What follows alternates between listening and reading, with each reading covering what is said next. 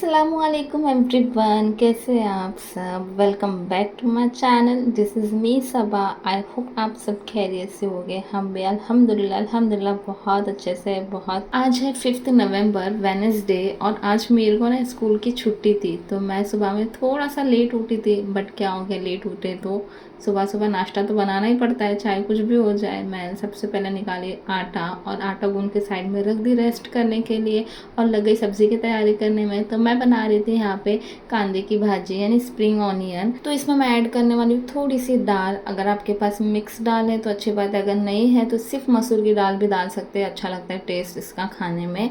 तो भाजी ना मैंने रात में काट के रख दी थी ताकि सुबह में ना तामझाम ना हो ज़्यादा काटने और करने का। तेल में मैंने सबसे पहले लहसुन ऐड करी थी, अच्छे से भुनने के बाद उसमें मैंने डाली थी थोड़ी सी हरी मिर्ची, हल्दी और नमक। फिर मैंने भाजी डाल के रख दी थी साइड में पकते हुए। थोड़ी सी भाजी पक जाए ना, उसमें डालनी है हमें ये जो भीगी हुई दाल। इसे मिक्स नहीं करना है, बस ऊपर से डाल के ना छोड़ देनी है, भाप में अच्छे से पक जाती है। कभी ट्राई करना, बहुत अच्छी लगती है खाने में। इसका टेस्ट कच्ची पक्की दाल रहती तो और अच्छी लगती, ज़्यादा नहीं पकाना है उसे। फटाफट रोटी वगैरह बनाई, हो गई मेरी नाश्ता और लग गई थी सारे बर्तन जो रात में धुले हुए थे वो जगह पे लगा दी थी और बर्तन वगैरह धो के किचन का सारा काम निपटा के बैठ गई थी बच्चों के साथ। एक बार किचन के सारे काम हो जाते हैं ना तो फिर दिल को सुकून मिल जाता है। बस मैं लाइट बंद कर देती वो आके और चुपचाप आगे बैठ जाती हूँ हॉल में। और मेरी थोड़ी सी पढ़ाई बाकी थी ना, होमवर्क जो मिला था उसका दिवाली का, तो 1-2 पेज बाकी थे, वो भी आज पूरे हो गए। और बेबी की तो मस्ती चालू ही थी, मेरे को पढ़ने दी थी नहीं ज़रा भी। उसके सारे कलर्स उठा के ना यहाँ से वहाँ कर रही थी। बहुत मस्ती करती है और बहुत अच्छे से खेलती भी अपने भाई के साथ में। बस उसकी पढ़ाई हो गई थी और मीर ने अचानक से मुझे याद दिलाया, मम्मा नखून काटो, आपने बोले थे सुबह में। तो मुझे अरे हाँ अच्छा वह याद दिला दिया। तो फिर मैंने दोनों बच्चों के नखून काट दिए और दुआ भी अच्छे से काटने देती है, बिल्कुल भी हिलती नहीं है, रोती नहीं है। और उसे बहुत मज़ा आती है ये सारी चीज़ें करने में। मीर जब छोटा था ना तो बहुत मतलब परेशान करता था, वो जब सोता था ना तभी मैं उसके नखून वगैरह काटती थी। लेकिन दुआ के टाइम पे ना उसे ये सारी चीज़ें पसंद है तो मैं उसे जागते जागते सारी चीज़ें उसकी कर लेती हूँ। बहुत मुझे इसके टाइम पे सुकून मिला है। कहते हैं ना एक बच्चा अगर शैतानी करता है, मस्तीखोर होता है ना, तो दूसरा वाला बच्चा ना बहुत शांत रहता है। और मेरे साथ वही हुआ। मीर बहुत शरारत करता था बचपन में और अभी भी करता है, लेकिन मेरी दुआ बहुत शांत है माशाल्लाह से। उसको ना किसी की भी ज़रूरत नहीं है, वो अकेले भी खेल लेती है और बहुत अच्छे से खेलती है। मतलब मैं अगर कोई काम भी कर रही हूँ ना तो फिर मुझे डिस्टर्ब नहीं करती है, चुपचाप खेलती है। यहाँ से वहाँ नाचेगी खेलेगी, लेकिन मीर बहुत शरारत करता है। और अब जब से ना थोड़ी दुआ बड़ी हो गई है ना तो वो उसके साथ है ना भाई के साथ मस्ती करने लग गई है। लेकिन ऐसा नहीं कि मुझे आके सताए, अपना दोनों आराम से खेलते हैं, मुझे उनके पीछे भागने की भी ज़रूरत नहीं पड़ती और हाँ उनके सोने का भी वेट नहीं करना पड़ता है। उनके जागते हुए मैं अपने घर के काम सारे कर सकती हूँ। वैसे तो दोपहर में ज़्यादा कुछ काम रहता नहीं है, मैं तो फ्री रहती हूँ ये टाइम पे, क्योंकि सुबह में एक बार नाश्ता बनती है उसकी बहुत ज़्यादा हलचल गड़बड़ रहती है। वो एक बार हो जाए ना फिर उसके बाद दोपहर का खाना जो रात का रहता है वही मैं गर्म करके खा लेती हूँ। बस गरम गरम से चावल चढ़ाती हूँ, हम माँ बच्चे खा लेते हैं। और बेबी के लिए मैंने बनाई थी उपीट, उसके लिए मैं 2 टाइम खाना बनाती हूँ। इनफैक्ट 4 टाइम हो जाते हैं, सुबह की नाश्ता, दोपहर का खाना, फिर शाम के नाश्ता और रात का खाना। 4 टाइम तो उसके लिए रहता है। बाकी मैं और मेरे जो रात का सालन रहता है वही हम दोपहर में खा लेते हैं। बस गरम से चावल रहते हैं और कुछ नहीं। बच्चे खा पी के सो जाते हैं ये टाइम पे, तब मैं भी सोने की कोशिश करती हूँ, लेकिन मुझे नींद नहीं आती, पता नहीं क्यों आदत सी हो गई है। अब मोबाइल में आधा 1 घंटा स्क्रॉल करती हूँ, फिर ऐसा लगता है कि कुछ तो काम रहे तो फिर मैं वो करूँ। तो याद आ गया था तो फिर मैंने ना ये पाउटा था वो फ्रिज में से निकाली, ये तो गाँव से लेकर आए थे आते वक्त।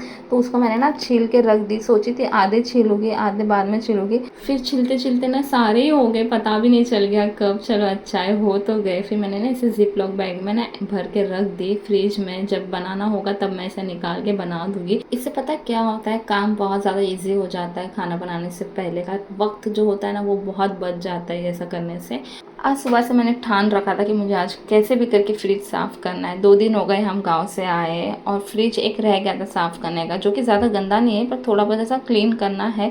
अब इतने दिन हो गए तो मैंने सोचा चलो साफ़ ही कर लेती हूँ। सुबह से सोच रही थी, मेरे का स्कूल का होमवर्क था इस वजह से रह गया। फिर दोपहर में भी बच्चे सो गए थे, अब उनके सोते हुए करती ना तो फिर वो लोग जाग जाते थे आवाज़ से, इस वजह से ना मैंने दोपहर में भी नहीं किया। तो शाम में उन लोग को नाश्ता वगैरह करके ना उन्हीं के साथ बैठे बैठे ना मैंने फ्रिज साफ़ कर दी। मैंने चलो उन लोग भी थोड़ा इंटरेस्ट लेंगे और मेरा भी काम होते जाएगा। तो पहले ना एक सेक्शन मैंने पूरा खाली किया अंदर का, उसमें से सारा सामान निकाले और सारी उसके अंदर की ना ट्रे निकाल के धो दी। सॉल्यूशन में मैंने ऐड करी थी विनेगर, आप चाहे तो नींबू भी ऐड कर सकते हैं। विनेगर डाली थी, लिक्विड डिटर्जेंट, और साथ में मैंने ऐड करा था थोड़ा सा बेकिंग सोडा। बस इसी से मैंने पूरा फ्रिज क्लीन करी थी और साथ में जो ट्रे निकाली थी ना वो भी सारी मैंने इसी से साफ़ करी थी। बहुत अच्छी खुशबू भी आती है और गंदी स्मेल भी नहीं रहती फ्रिज में। आप कभी ट्राई करना, ये वाला सॉल्यूशन बहुत अच्छा है। आप लोग मुझे ना इंस्टाग्राम पे फॉलो कर सकते हो, मेरी आईडी का नेम है सबा फारूक और मैं नीचे डिस्क्रिप्शन में भी डाल दूँगी, आप वहाँ से चेक कर सकते हैं आईडी। वहाँ पे आप लोग मुझे कोई भी क्वेरीज रहेगी तो पूछ सकते हो, मैं डायरेक्ट आप लोगों के मैसेज का रिप्लाई दे दूँगी। और वहाँ पे मैं डेली व्लॉग डालती हूँ, तो आप लोग ज़रूर से देखें। और अगर आप लोग को वीडियो पसंद आती है तो लाइक करें, शेयर करें और आप लोग मुझे कमेंट करके बताओ आप लोगों को किस टाइप की वीडियोज़ चाहिए, तो मैं कोशिश करूँगी कि वही आप लोगों के साथ शेयर करते जाओ। और अगर आप लोगों को लॉन्ग वीडियोस चाहिए तो यूट्यूब पे भी मुझे सब्सक्राइब करें, ताकि डायरेक्ट आप लोगों को नोटिफिकेशन मिल जाए और आप पहले देख सको वीडियोस को। चलिए जी, तो मेरा अंदर का पूरा साफ़ हो गया था। बारी थी ये डोर साफ़ करने की, तो इसके अंदर का भी सारा मैंने सामान हटा दी थी और इसे भी मैंने ना उसी सॉल्यूशन से ना एक कपड़े की मदद से पोंछ के लिए पूरा की पूरा। अगर सारा सामान एक साथ निकाल दी ना तो मेरे बच्चे पूरे पाउडर मसाले ना गिरा देते, इस वजह से ना मैंने एक एक साइड को पहले साफ़ करते गई।